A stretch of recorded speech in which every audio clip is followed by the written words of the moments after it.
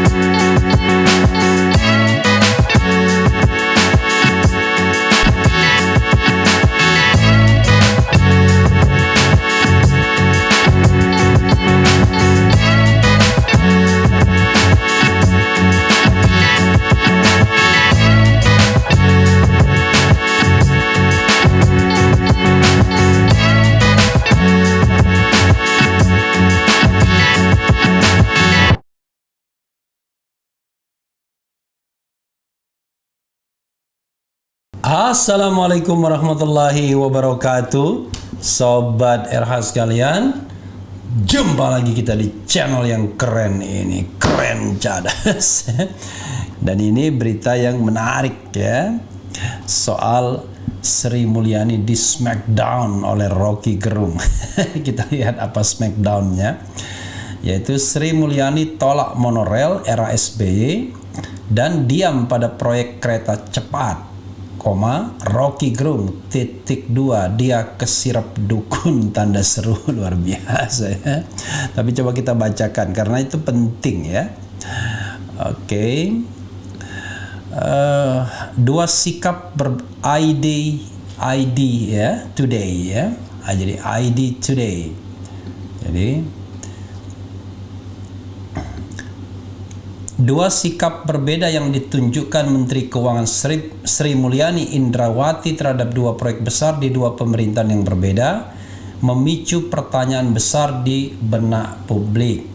Sri Mulyani sempat menolak terhadap proyek monorail di era Presiden Susilo Bambang Yudhoyono hingga membuat berang Wakil Presiden Yusuf Kala kala itu. Pasalnya dalam proyek tersebut ada kejanggalan dan akan membebani keuangan negara ke depan. Namun, pada proyek yang hampir sama, yaitu saat Jokowi membangun proyek kereta cepat, Sri Mulyani malah diam. Padahal dari segi ekonomi, dialah yang paling paham soal keuntungan negara dalam proyek tersebut. Kasus monorail itu dibatalkan oleh siapa? Dibatalkan oleh sikap akademis dan kegigihan etis untuk mengatakan tidak. Dan itu yang kita tahu menimbulkan kemarahan Pak JK waktu itu.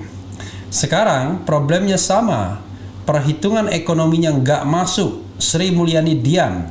Jadi Sri Mulyani disulap oleh dukun ini. Kena sirap dukun itu, ucap guru besar filsafat UI Rocky Gerung. Guru besar ya dalam tanda kutip ya. Dalam acara diskusi virtual Indonesia Leaders Talk bertemakan Pelin-pelan Janji Pemimpin yang digagas PKS TV Jumat malam ya. Nah, kan di situ yang kita maksud.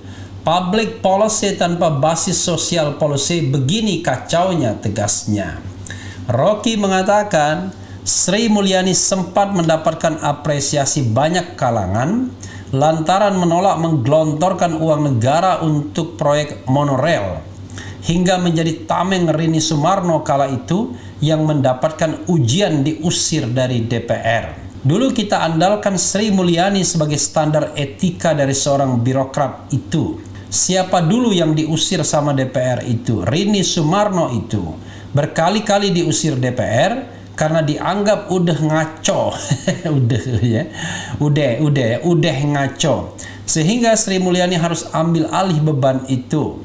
Sri Mulyani berkali-kali mewakili pemerintah karena DPR nggak mau ngomong dengan Rini Sumarno. Sri Mulyani datang ke DPR untuk dicaci maki. Dia pasang badan katanya.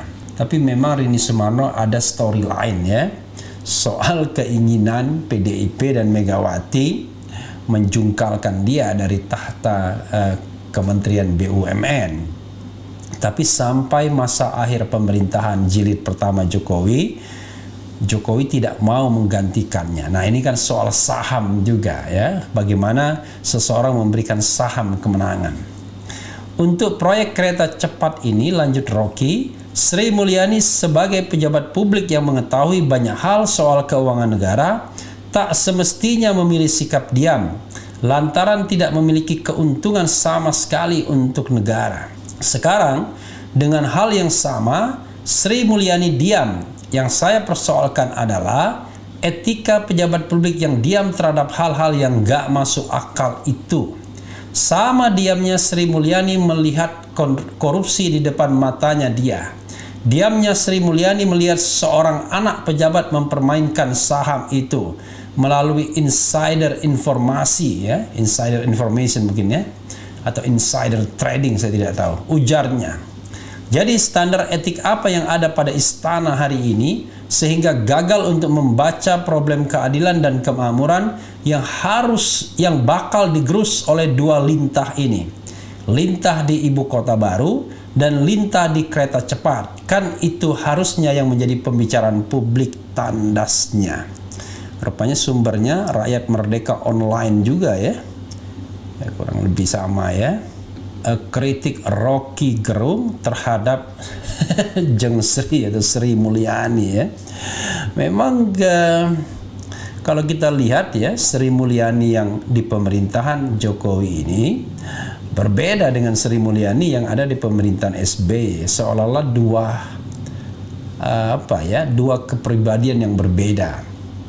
Makanya kata Said Didu dalam satu kesempatan dia mengatakan kita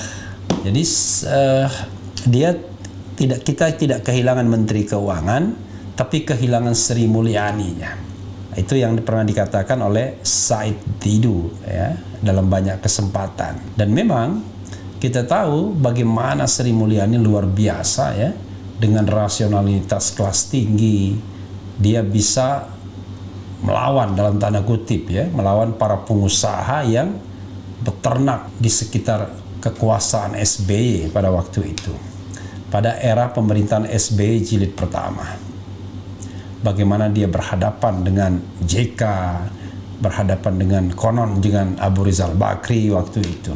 Sehingga pada periode kedua SBY ada semacam win-win solution di tengah jalan, dia harus diungsikan ke World Bank, Bank Dunia. Kemudian dari World Bank dia ditarik kembali oleh Jokowi di pertengahan ya, dalam berapa saat masa jabatan periode pertama Jokowi, karena Jokowi sangat percaya dengan kemampuan Sri Mulyani. Tapi kita tidak melihat lagi Sri Mulyani yang lugas, tegas, rasional, berani mengatakan tidak terhadap proyek-proyek yang katakanlah dalam kadar tertentu ya sangat monumental, mercusuar, tapi kemampuan keuangan negara atau manfaat dari proyek tersebut barangkali not necessary, tidak segera saat ini. Artinya kalaupun kita tidak membangunnya mungkin nggak ada masalah.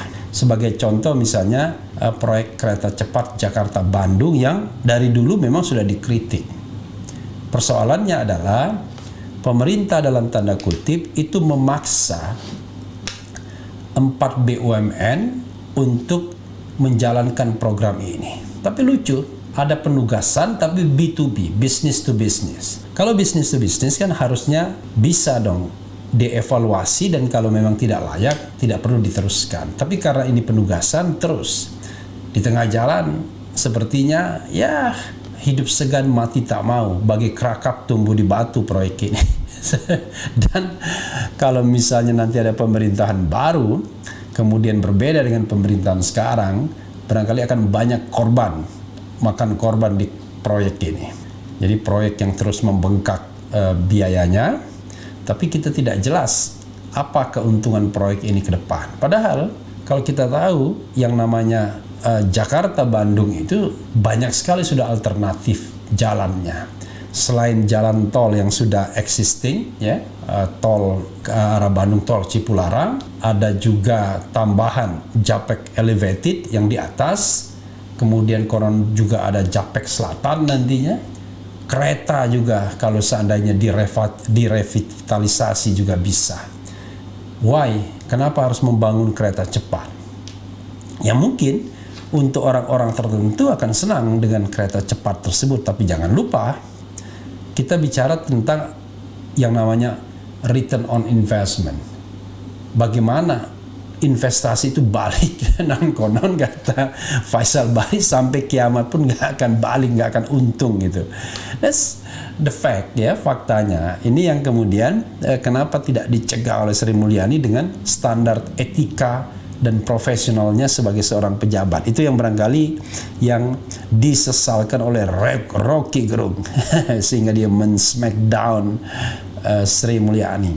Padahal pada era pemerintahan SBY, saking Sri Mulyani ini dianggap sebagai the future leader, itu beberapa kelompok intelektual membuatkan partai namanya Partai Sri, Partai Serikat Rakyat Indonesia, disingkat SRI. Maksudnya ya ini partai yang identik dengan Sri Mulyani, walaupun Sri Mulyani sendiri barangkali tidak ikut-ikutan.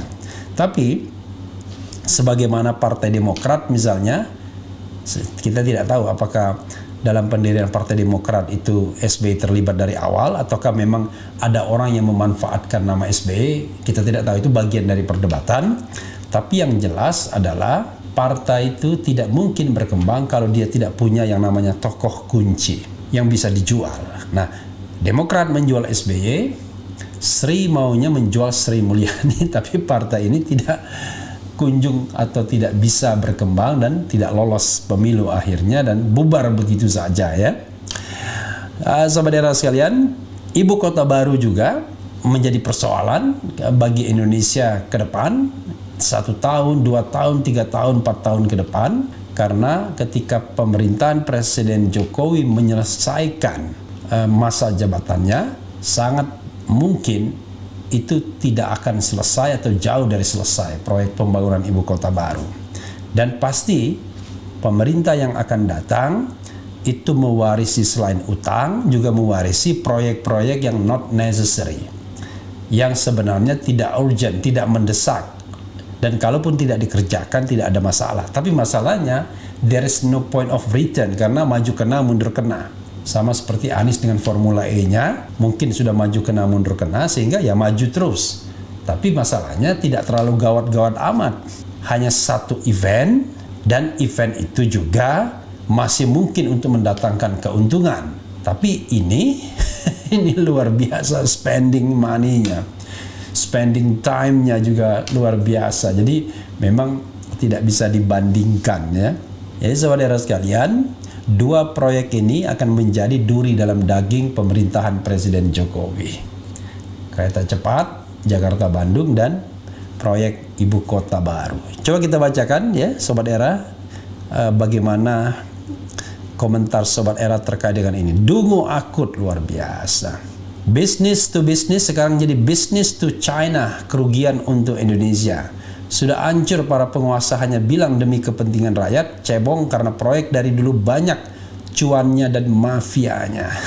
Luar biasa, ya. Dan sekarang tidak lagi business to business. Jokowi sudah membolehkan untuk menggunakan APBN, anggaran pendapatan dan belanja negara. Padahal at the same time dia bilang, oh enak benar tuh BUMN, giliran rugi minta duit negara. Tapi kan keputusan untuk membangun kereta cepat Jakarta-Bandung itu adalah keputusan politik Presiden Jokowi, di mana keputusan politik tersebut diserahkan kepada 4 BUMN secara konsorsium untuk mengerjakannya dengan membentuk anak perusahaan, lalu anak perusahaan ini bekerja sama dengan pihak China membentuk anak perusahaan lagi yang namanya KCIC, Kereta Cepat Indonesia Cina. Dan sudah berapa tahun sepertinya proyeknya maju kena, mundur kena, bahkan ada pembengkakan. Kalau tidak salah porsi saham pun berubah, tapi saya tidak tahu persis angkanya ya. Konon sekarang pihak Cina yang jauh lebih dominan dalam hal ini. Jadi ketika China memasukkan lebih banyak modal, komposisi saham berubah, maka nanti kereta cepat itu barangkali secara teoritis tidak menguntungkan, tapi karena penguasaan dari China terhadap lahan-lahan, saya tidak tahu bagaimana strukturnya lagi ya, apakah Walini juga masih ikut serta dan lain sebagainya, lahan di Walini, who knows. Tapi yang jelas ini seperti duri dalam daging. Kemudian kalau berani para pengamat ini harus jadi pejabat biar bisa ngasih solusi, jangan keluar-keluar tanpa ngasih solusi. Jinggo Arum, terima kasih. Jadi pengamat jadi pejabat, ya kan? Itu bukan sesuatu seperti kita memilih menu makanan, ya kan? Rizal Ramli mau dia jadi presiden dan dia yakin bahwa dia bisa membangun Indonesia lebih baik. Tapi kan tidak bisa begitu saja, ya kan? Misalnya saya bisa memilih jabatan yang barangkali saya merasa yakin mampu mengerjakan secara baik, tapi kan kita tidak bisa memilih karena kesempatan seperti itu kan hanya diperoleh oleh orang-orang tertentu. Dan jangan salah, Jokowi belum tentu menempatkan orang terbaik di posisinya masing-masing karena ada yang namanya jatah-jatahan pendukung partai politik. Jadi tidak bisa dia membentuk zakon kabinet sebagaimana dikatakan Babe Ridwan Saidi misalnya. Kalau Babe Ridwan Saidi jelas mengatakan, sudahlah partai politik itu adanya di DPR saja. Lalu untuk mereka, untuk kabinet para ahli saja. Nah kan ini kan tidak, dan kita tahu watak partai politik ketika menguasai sebuah birokrasi kementerian ya korupsi biasanya, dan terbukti kan menteri-menteri yang korupsi itu yang berasal dari partai politik. Juliari Batubara, Edi Prabowo, sebelumnya Idrus Marham, kemudian sebelumnya lagi macam-macam namanya. Ada juga yang kemarin menteri pemuda dan olahraga Imam Nahrawi. Jadi ada 4 menteri pada era pemerintahan SBY yang dicokok KPK dan semuanya berasal dari partai politik. Ada 2 hakim konstitusi yang dicokok dan dihukum, semuanya berasal dari partai politik. Apalagi kepala-kepala daerah. Ini sepasang anak dan bapak, Alex Nurdin dan Dodi Reza Alex Nurdin kena juga. Aziz Samsudin kena juga. Coba bayangkan ya, kalau yang kena itu anggota FPI, saya kira udah maki-maki orangnya. Tapi ini Partai Golkar bertubi-tubi kena korupsi kadernya, tapi tetap saja orang memilih partai ini. Ini kan aneh jadinya ya, karena orang udah imun barangkali ya. Jadi kita bacakan lagi. Kerajaan Majapahit, Jokowi has the zest to play Russian roulette, but he places rakyat in front of the gun. Luar biasa ya. Kak Repli itu mencerahkan pikiran berdasarkan fakta. Oke. Memangnya Rocky ekonom. Nah, jadi sobat RH sekalian, untuk bicara mengenai hal-hal tertentu kan ada multidisipliner sifatnya. Jadi Misalnya untung tidaknya kereta cepat, kontroversinya orang tidak perlu menjadi ekonom untuk tahu proyek itu, proyek yang dalam tanda kutip membebani ya pemerintahan Presiden Jokowi, karena sampai sekarang sudah bertahun-tahun nggak jelas itu. Harusnya kalau dalam kondisi normal itu sudah selesai itu. Ini saya yakin masa pemerintahan Presiden Jokowi berakhir nggak selesai ini proyek, jangan-jangan ya, karena tadi maju mundur kira-kira begitu. Lalu ibu kota misalnya, kan tidak hanya aspek ekonominya saja, tidak harus menjadi ekonom untuk mengetahui bahwa proyek ini menelan ratusan triliun gitu ya. Jadi tidak harus ekonom untuk mengomentari suatu hal yang secara logis bisa kita lihat dengan telanjang mata ya. Oke.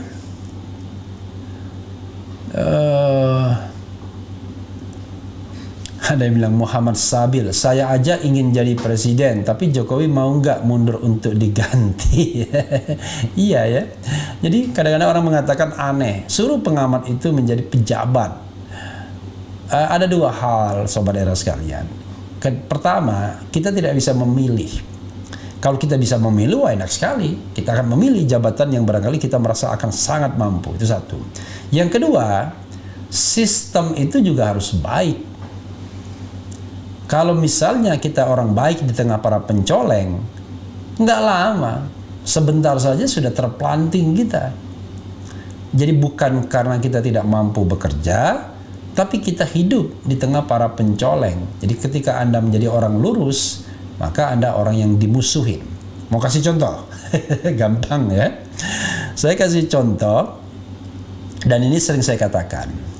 Kalau Anda jadi pengurus BUMN, baik itu direksi maupun komisaris, maka Anda dilarang berkampanye dalam pemilihan presiden. Baik secara baik diam-diam, apalagi terang-terangan. Oke? Nah, kalau Anda berkampanye, maka Anda sudah melanggar Undang-Undang Pemilu, Undang-Undang Nomor 7 Tahun 2017. Dan itu ada sanksinya bagi mereka yang dilibatkan dalam kampanye. Jadi ada larangan bagi pengurus, direksi, komisaris, dan bagi pegawainya. Tapi apa yang terjadi? Kalau Anda tidak berkampanye, menjaga netralitas, insya Allah Anda tidak akan dipilih kembali ketika pergantian terjadi. Ya kan? Justru kalau Anda berkampanye, Anda akan dapat reward, dipertahankan di jabatan itu, atau bahkan Anda bisa menjadi menteri. Saya tidak perlu menunjuk orangnya, misalnya yang tadinya komisaris di sebuah BUMN, ikut kampanye, ikut menjadi think tank, lalu kemudian mendapatkan reward. Ya nggak usah jauh-jauh lah, misalnya Fajrul Rahman berkampanye nggak selama 2019, padahal dia adalah komisaris utama di Adikarya. Kalau kita mengikuti governance, tidak boleh mereka berkampanye, baik secara diam-diam maupun sembunyi-sembunyi. Tapi media sosial itu terlalu gampang melacaknya. Coba lihat komisaris-komisaris yang ditunjuk di era pemerintahan Presiden Jokowi jilid pertama. Itu kampanye semua, baik secara diam-diam maupun terang-terangan, karena mereka tahu dan yakin kalau mereka tidak kampanye, tidak menanam jasa, mereka tidak akan dipertahankan. Dan itu terjadi. Oke? Karena itu, kita tidak bisa mengatakan soal menjabat dan tidak menjabat itu terkait hanya soal kemampuan. Tapi karena soal sikap. Justru semakin Anda lurus, semakin Anda independen, insya Allah Anda tidak lama bertahan di jabatan itu ya. Saya ingat cerita Rizal Ramli ya. Dia bisa menggagalkan berapa triliun proyek, tapi toh tidak lama dia di situ dan dia diganti. Jadi bukan karena soal kemampuan, tapi Anda tidak mau berkompromi terhadap keculasan misalnya. Oke. Joko itu sudah terlalu banyak utang budinya terhadap oligarki, makanya dia susah buat keluar dari lingkaran oligarki. Ya, this is another opinion ya. Jadi begini, orang itu bertindak itu tidak hanya dari dalam dirinya. Kalau semua orang bertindak itu based on hati nuraninya saja, wah luar biasa. Tapi persoalannya di dalam politik banyak sekali ikatan-ikatan utang jasa. Untuk memenangkan sebuah kontestasi yang bernama pemilihan presiden secara langsung, berapa triliun yang Anda butuhkan? Barangkali angkanya sekarang sudah, ya mungkin sudah puluhan triliun barangkali. Dari mana uangnya? Coba katakan, dari mana uangnya? Apakah dari sumbangan kampanye rakyat Indonesia? No. Tidak ada yang namanya sumbangan kampanye dari rakyat Indonesia sebagaimana di Amerika Serikat ketika Barack Obama pertama kali kampanye dan sumbangannya ada yang nyumbang $10, berapa dolar dan lain sebagainya, di mana partisipasi masyarakat begitu luar biasanya. Di Indonesia, no. Uang kampanye itu dua saja asalnya.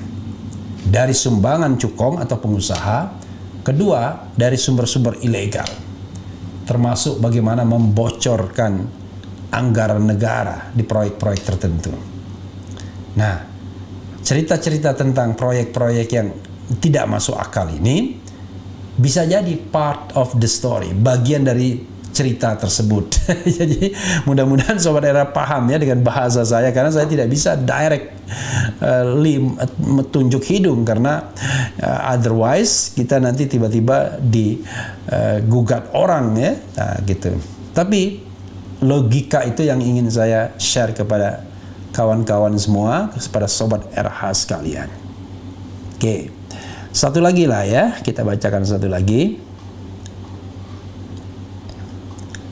Ini ada filosofi hukum saat ini adalah hukum dibuat untuk kepentingan penguasa dan pengusaha. That's the point.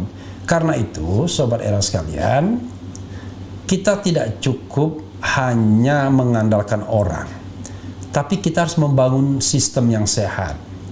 Misalnya begini ya, kalau kerisauan saya, bagaimana mungkin kita bisa mengandalkan para penegak hukum tersebut menjadi orang-orang yang mampu menegakkan hukum selurus-lurusnya.